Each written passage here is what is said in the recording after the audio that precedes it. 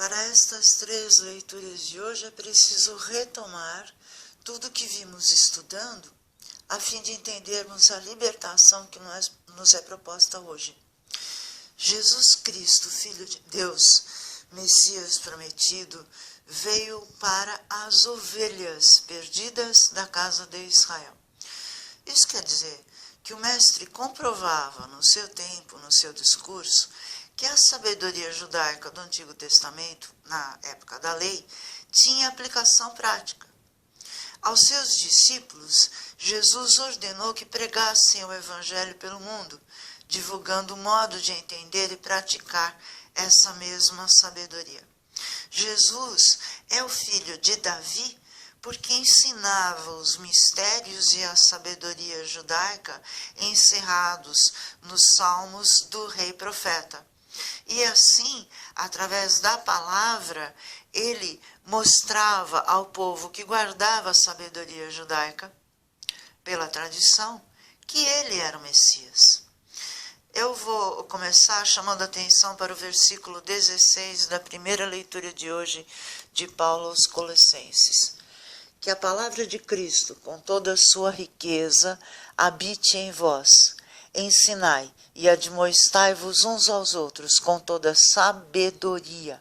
Do fundo dos vossos corações, cantai a Deus salmos, hinos e cânticos espirituais em ação de graças.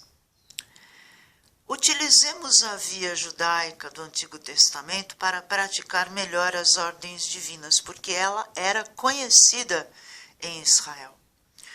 Lembremos-nos do que somos: corpo, alma e espírito. O corpo humano, bem como o corpo dos animais, contam com a mesma recepção de dados da natureza através dos sentidos: olfato, audição, visão, etc. A alma humana, dotada de razão, opera sobre esses dados recebidos, e o espírito, que é a vontade, move a alma e o corpo para os mais variados sentidos do mundo. Por isso, nós que temos nossa alma conectada à sabedoria divina, devemos, segundo a via judaica, contemplar os indivíduos e a nós mesmos como animaizinhos. Nós somos o bichinho Jacó, como está em Isaías, os touros fortes de Bazã, do Salmo 21, as ovelhas, segundo Jesus, ele próprio, o Cordeiro de Deus. E por quê? Porque jamais nos desligaremos dos sentidos, iguais aos dos animais. É muito fácil amar os animais, dada a sua fragilidade e a inoperância em produzir símbolos de linguagem. Assim, podemos amar ao próximo como a nós mesmos e, muito mais ainda, amar os inimigos. E por quê? Porque, segundo a via da tradição judaica, nossos inimigos não operam sua razão conectados à sabedoria divina, ou então seriam nossos amigos. Se nós somos animaizinhos, nossos inimigos ainda se configuram muito mais com eles, porque não têm razão.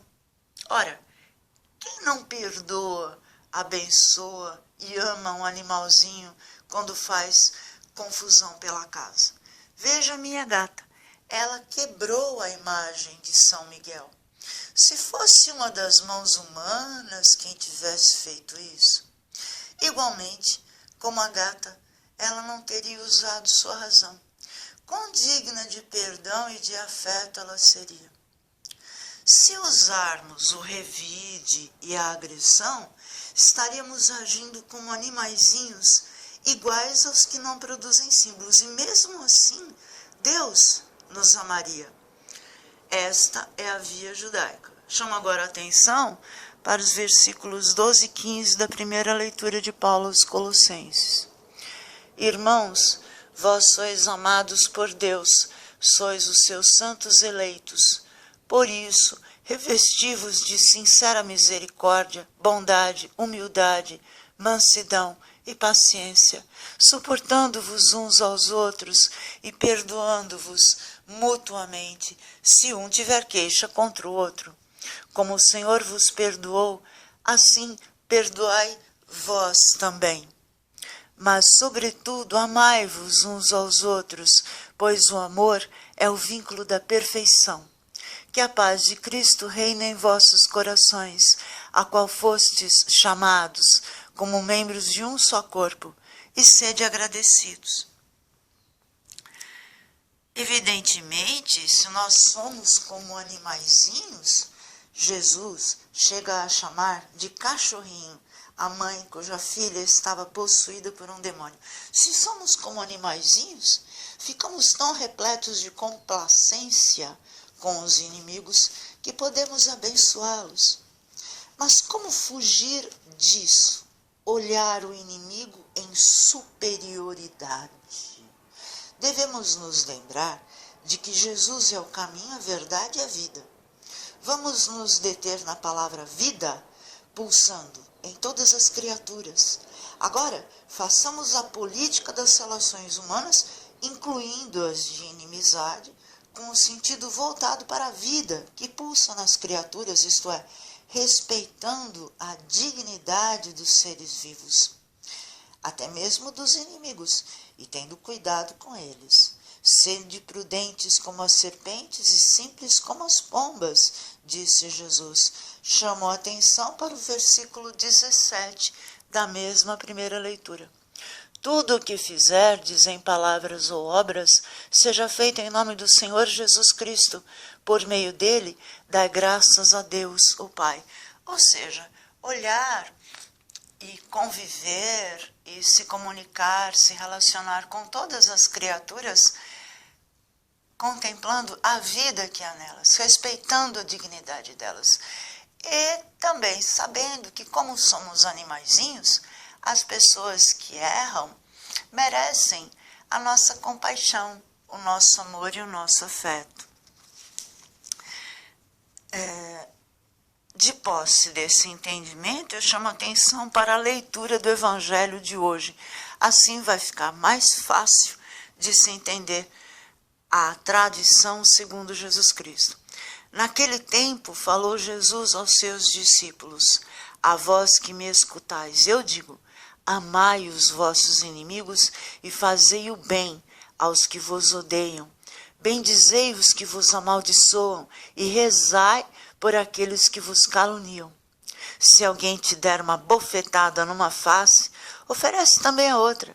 Se alguém te tomar o manto, deixa-o levar também a túnica. Dá a quem te pedir. E se alguém tirar o que é teu, não peças que o devolva. O que vós desejais que os outros vos façam, fazei-o também vós a eles. Se amais somente aqueles que vos amam, que recompensa tereis? Até os pecadores amam aqueles que os amam. E se fazeis o bem somente aos que vos fazem o bem, que recompensa tereis? Até os pecadores fazem assim. E se emprestais somente àqueles de quem esperais receber, que recompensa tereis? Até os pecadores emprestam aos pecadores para receber de volta a mesma quantia. Ao contrário, amai os vossos inimigos, fazei o bem e emprestai sem esperar coisa alguma em troca. Então a vossa recompensa será grande e sereis filhos do Altíssimo, porque Deus é bondoso também para com os ingratos e os maus. Diante da clareza do entendimento da vontade de Deus, a partir de uma sabedoria já preparada para o complemento da lei que é Jesus, resta como resposta louvá-lo. Chamou a atenção para os versículos 1, 2 e 6 do Salmo responsorial. Louvai o Senhor Deus no santuário, louvai-o no alto céu de seu poder, louvai-o por seus feitos grandiosos, louvai-o em sua grandeza majestosa. Louve a Deus tudo que vive e que respira, tudo cante os louvores do Senhor. Na véspera de sua paixão, Jesus tomou o pão, deu graças e o abençoou e disse: comam deste pão, ele é o meu corpo. No fim da última ceia da sua vida, Jesus tomou o cálice com vinho e disse: este é o meu sangue, tomai dele e bebei. Assim vocês terão a vida eterna. Façam sempre isto em memória de mim. Senhor, salvai-me.